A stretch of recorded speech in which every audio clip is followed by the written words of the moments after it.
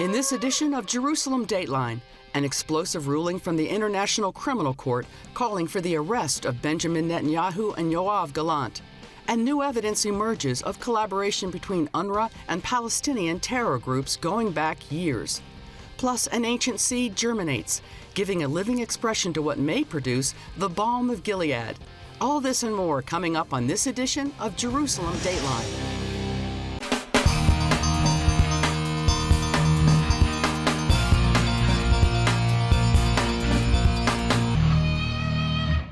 Hello and welcome to this edition of Jerusalem Dateline. I'm Chris Mitchell. The International Criminal Court has issued arrest warrants for Israeli Prime Minister Benjamin Netanyahu, his former defense minister, and Hamas officials. The warrants turn Netanyahu and Yoav Gallant into internationally wanted suspects. Here's the latest. The warrants accuse Netanyahu and Gallant of war crimes and crimes against humanity over the war in Gaza, and Hamas for the October 7th attacks that triggered Israel's offensive.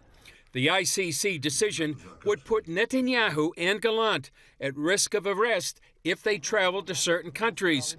Back in May, when the ICC threatened arrest warrants, Netanyahu called it a moral outrage of historic proportions.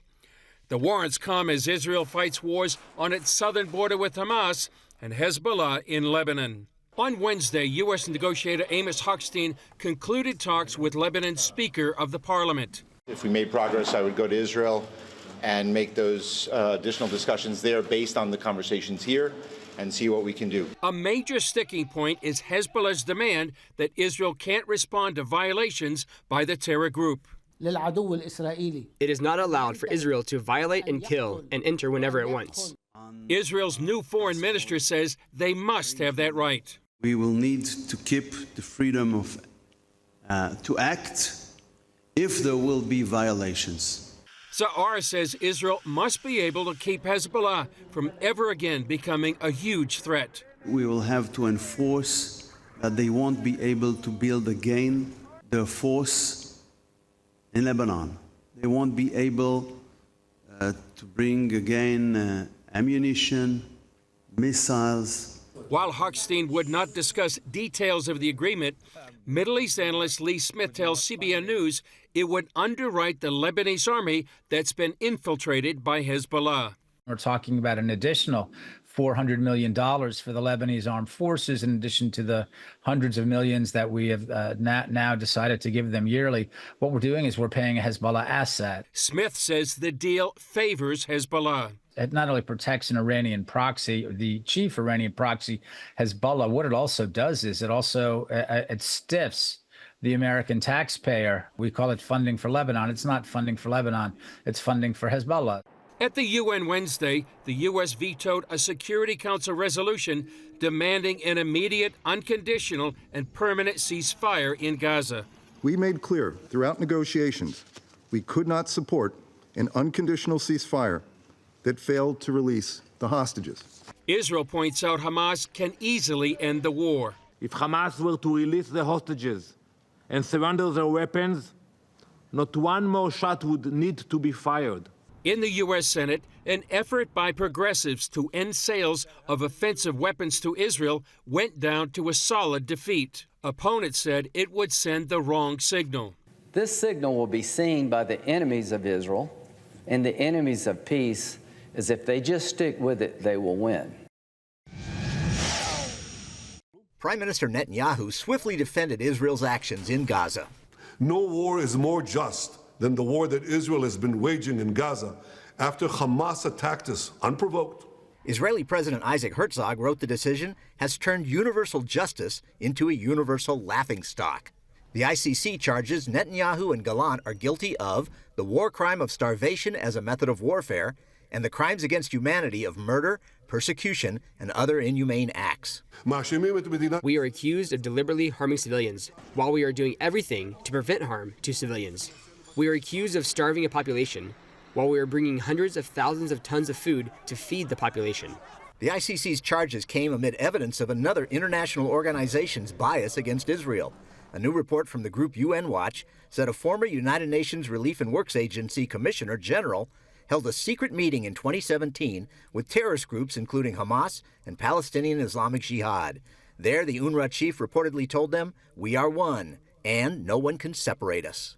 As for the ICC warrants, they mean Netanyahu or Gallant could be arrested if they go to certain countries accepting the court's authority. Nations such as Ireland and the Netherlands agreed right away to do it if given the chance. And to those countries, Netanyahu won't be able to travel, and that's a very, very big thing. Netanyahu's hoping for a tough backlash against the court. This decision will have severe consequences for the ICC and those who cooperate with its decision. President-elect Trump's soon-to-be National Security Advisor, Congressman Mike Waltz, promises you can expect a strong response to the anti-Semitic bias of the ICC and UN come January. House Foreign Affairs Committee Chairman Michael McCaul and Republican Senator Lindsey Graham want Senate Leader Chuck Schumer to bring up a bill for a vote that the House has already passed. The measure, called the Illegitimate Court Counteraction Act, Senate Bill 224, would impose sanctions on ICC employees or associates who aid this effort to prosecute Israeli leaders. Graham tweeted, "The court is a dangerous joke. It's now time for the Senate to act and sanction this irresponsible body."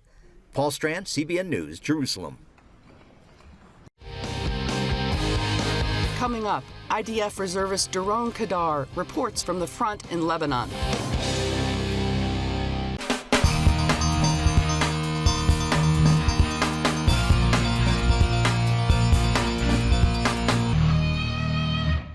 With the war in Gaza winding down, the majority of Israel's defensive resources have gone into Lebanon. A friend of ours, Sergeant Major Doron Kadar, has been there for months and stopped by our studio this week. Here's our conversation. Doron Kadar, great to be with you here in the studio. We've talked to you over this course of this war. You just came out of Lebanon. Can you describe what it's like inside there with boots on the ground? Well, Lebanon is much more trickier than Gaza, that much I can tell you. The enemy there is way more advanced in their training, in their weaponry. They are very crafty, just like the Hamas in Gaza. They play dirty, they use the terrain, their home turf, to their advantage. They use similar tactics of underground tunnel systems that are completely under whole villages in southern Lebanon that essentially make the battle space, again, very tricky as a warfighter, because you don't have a bunker or a military installation that you're going after. You're actually going through villages and pastoral nature reserves, and so it's slow, methodical, and at the same time very successful. We have gotten a lot of success in finding the weapons caches, the rocket launching systems, which are in houses. A lot of them are just out of a home, where the home just opens up, the roof retracts, and out of a home you have rockets flying into Israel, and that's how they essentially get away with firing from civilian areas that aren't identifiable very easily. They've also been talking about a lot of Russian weapons in southern Lebanon. Is that what you saw as well? Plenty. That's exactly it. Russian weapons, better weapons than they had in Gaza, nicer, more well kept, newer AKs and machine guns, etc. Yeah, you're right. I mean, that's exactly it. They're using some of the most advanced Russian weaponry in this warfare against us. And of course, that leads to the question, of course, how did they get their hands on that? Yeah. You've been there on the ground. Do you see an end goal? Do you see the fact that you can take over up to the Litani River? 100%. I think we are committed, at least the soldiers are. The soldiers are committed, the generals are committed, many of which have advised the government, the defense administration, that we need to get to the Litani, so that and for the viewers to understand what that means, the Litani is a geographical border between Lebanon and Israel. It helps give us, through the terrain, it helps give us a defensible border, whereas for right now, which I've spent many years, since 2006 up until, let's say, 2015-ish, on the Lebanese border, patrolling it, and many of the times you find yourself in a disadvantage where the enemy can basically strike you, which is what led to the Second Lebanon War, when our soldiers were vulnerable and got attacked and got kidnapped and so on. So if you get to the Litani, that's a more defensible border for Israel. In contrast to what we're used to, 100%. Yeah. It is a game changer.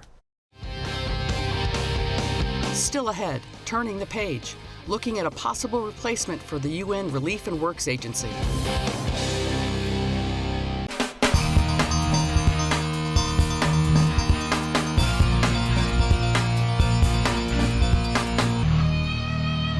Since October 7th, the world has come to see UNRWA in a new light, with its direct collaboration with terror groups like Hamas and Islamic Jihad. It raises the question, if UNRWA were to be dismantled entirely, who would do the work? The site at this bomb shelter has been called a massacre within a massacre. That day on October 7th, Hamas terrorists murdered 16 Israelis hiding in this bomb shelter after fleeing the Nova Music Festival. They also kidnapped several, including Israeli-American Hirsch Goldberg Poland. In addition to being with Hamas, the man leading that part of the massacre had another job. Muhammad Abu Itiwi was a Nukhba commander in the El Burej battalion of Hamas's Central Camps Brigade. He has also been employed by UNRWA since July 2022. You have employees of UNRWA who were leading the massacre. A report from Amichai Chikali, Minister of Diaspora Affairs and Immigration, documents those employees who took part in the October 7th massacre. He tells CBN News Hamas's infiltration of the agency has been widespread. The entire system, because Hamas is in power, so if you want to be an UNRWA employee with a very nice salary, you must be related to Hamas. So UNRWA employees in Gaza were mainly all Hamas militants, all Hamas civil organizations personnel, all the families of Hamas militant and members. If you're not connected to Hamas directly or indirectly, you cannot work in UNRWA in Gaza. Evidence of this relationship is why the Knesset recently overwhelmingly passed a law that Israel divorce itself from UNRWA. You have to understand again the spirit of the bill. We have nothing against international community, against foreigners, against the idea of humanitarian aid. This is what Israel is providing. It's about the fact that UNRWA participated in the massacre of the 7th of October. After the vote, UNRWA claimed the law would be disastrous. Today, millions of Palestinian refugees fear that the public services on which their lives depend will soon disappear. They fear that their children will be deprived of education, that illnesses will go untreated, and that social support will stop. 17,000 UNRWA personnel in the occupied Palestinian territory fear that they will lose their employment. The entire population of Gaza fears that their only remaining lifeline will be cut. Legislation co-author Boaz Bismuth disputes those claims. There will not be a vacuum. It's not because, they were helping yesterday, someone else cannot do the job tomorrow. The job will be done. Because I will ask you the same thing in Gaza. You can tell me, Hamas is reigning in Gaza. You kick them away, so all control. Someone else. It's as easy as that. And it will be found. Other people can do it, and will do it beautifully without being terrorists. Chikali's report cites how UNRWA has perpetuated Palestinian refugees for generations. The fact that we have an entity solely for Palestinian refugees that can inherit this status to their kids, grandchildren, and grandchildren, creating more and more refugees every year. And then you have the rest of the world, UNHCR, a refugees entity that is for any other refugees in Africa or Asia or Haiti, it doesn't matter. His report contrasts UNRWA and the United Nations High Commissioner for Refugees, or UNHCR. Overseeing 5.9 million refugees, UNRWA employed 30,000 workers in 2023. That same year, UNHCR employed 18,000 while overseeing 59 million refugees worldwide. Chikali says the difference goes even deeper. because the UNHCR is not an ideological entity related with the war against the state of Israel. And UNRWA is part of a war. It's a war. It's a war machine. It was designated to train the Palestinian younger generation for jihad. That is the reality. And also when you go physically and you go and you see in schools of UNRWA, in so many cases, beneath the schools you have tunnels. Within the schools you have ammunition and missiles and weapons.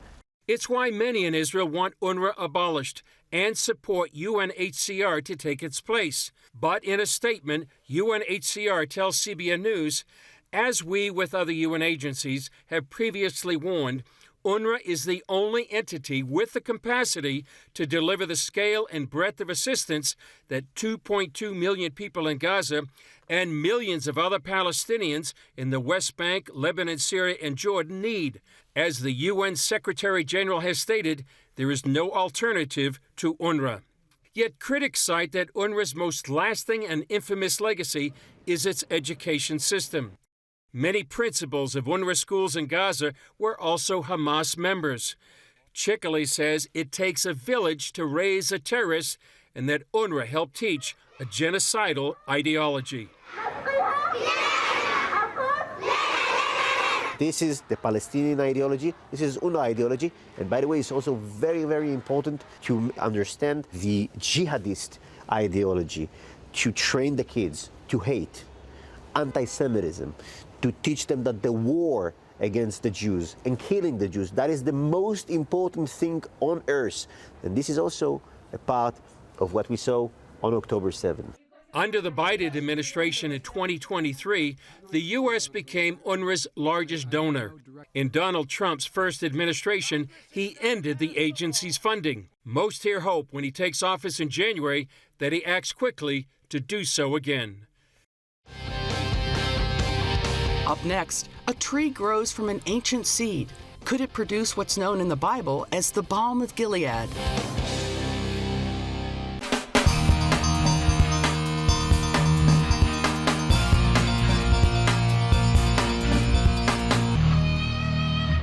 A 1,000-year-old seed germinated in recent years could be the producer of the biblical balm of Gilead, known for its healing qualities. CBN Middle East correspondent Julie Stahl went to the desert for a closer look at the tree and to meet those caring for it. Deep in the Negev desert, experts growing the tree see it as a miracle because they thought it had disappeared from Israel a long time ago. When they planted the 1,000-year-old seed 14 years ago, they had no idea what it would become. Now, this 9-foot tree could be calling to us from the times of the Bible. This is a miracle. It's a resurrection. Dr. Sarah Salone of the Natural Medicine Research Center leads the Sheba Project. A pediatrician by profession, she became interested in traditional uses for plants for food, medicine, spices, and dyes. Salone and Dr. Elaine Soloway, head of the Center for Sustainable Agriculture, started the Middle East Medicinal Plant Project here on Kibbutz Keturah. I got very interested not only in the plants that grow here now, but the plants that grew here a long time ago, especially plants that are mentioned in the Bible. That led Salone to begin a search that would ultimately lead to this tree they've nicknamed Sheba. It's a tree that was grown from an ancient seed, a 1,000-year-old seed that was found in the Judean desert about 40 years ago by Professor Joseph Patrick, professor of archaeology at the Hebrew University, when he was excavating caves about 5 kilometers west of Jericho. After years of in-depth scientific and biblical research and consultations with experts around the world, they believe this tree is prominent in the Bible. In the book of Genesis, which dates to about, at least the story of Jacob and his sons, to about 1,800 BCE, we find reference to something called tsori, and it's a resin from a tree or a bush. Salone says tsori, translated as balm, is often mentioned in connection with something of value here. Something of the land, the land of Israel, and something connected with healing, especially when it's talked about by Jeremiah and later by Ezekiel. Salone gave the seed to Salaway so she could take the next steps in growing it. An odd seed. I had never seen a seed like it before. Someone said to me, it's an olive. So I said, no, that's not an olive. And someone else said, it's an apricot. So I said, no, it's not an apricot. So I planted it. Salaway carefully watered it and treated it as she does with other ancient projects. Much to my astonishment, up came this funny little shoot with a hat on it. And when the little green shoot emerged, we didn't know what that was either. So I sent pictures all the way around the world, and one of the botanists who I sent it to wrote back and said, "You've grown a Commiphora species." Commiphora is Latin for a plant family known as a giver of resin, a sticky substance that can be used to make medicine. And it's part of the family of trees, bushes, in which myrrh and frankincense belong.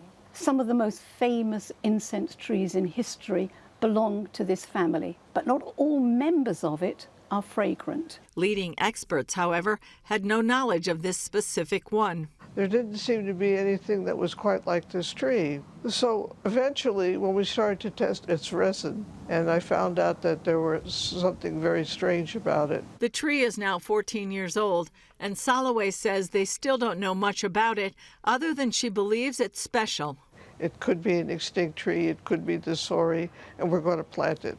I feel that it has come back to us from a long time. Salone and Salaway have worked together for almost 20 years. They began with planting 2,000-year-old date palm seeds. CBN News met Salaway in 2011 when the first one, Methuselah, was very young. It, along with other Judean date palms, are growing well, and this is Methuselah today. Referring to their new tree, the possible producer of the balm of Gilead, they believe there's a positive message for today. That there is healing in the world. We just have to find it. It's a dark time. And in this dark time, it's a kind of resurrection in a way. It's something that hasn't been seen for thousands of years. I think, to me, it represents light and hope. Julie Stahl, CBN News, Kibbutz Keturah, Israel. What a great story about an ancient seed giving a modern window into the Bible times. Well, that's all for this edition of Jerusalem Dateline. Thanks for joining us. Remember, you can follow us on social media, and you can also access CBN content through our CBN News and other CBN apps. And don't forget to sign up for our email blasts so you can continue to receive information on breaking news. And please keep praying for Israel, for the peace of Jerusalem, for the IDF soldiers and all those caught in harm's way, and for the hostages in Gaza to come home. I'm Chris Mitchell. For all of us here at the Jerusalem Bureau, we'll see you next time on Jerusalem Dateline.